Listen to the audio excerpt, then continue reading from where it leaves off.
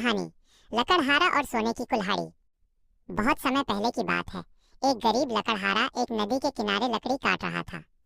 अचानक उसका हाथ फिसला और उसकी लोहे की कुल्हाड़ी नदी के गहरे पानी में गिर गई।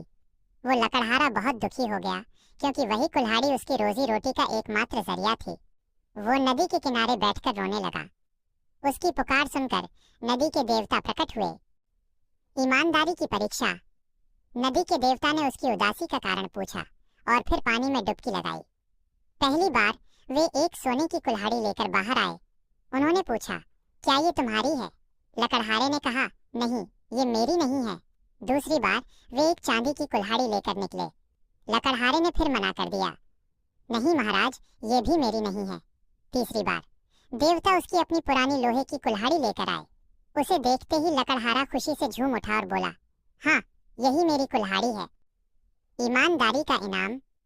नदी के देवता लकड़हारे की ईमानदारी से बहुत प्रसन्न हुए।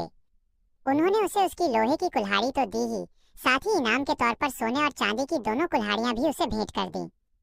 लकड़हारा रातों रात अमीर हो गया और खुशी खुशी रहने लगा। कहानी की सीख। मॉरल: ईमानदारी सबसे अच्छी नीति है। Honesty is the best policy. सच्चाई का रास्ता कभी कभी कठिन हो सकता है, लेकिन उसका परिणाम हमेशा सुखद और सम्मानजनक होता है।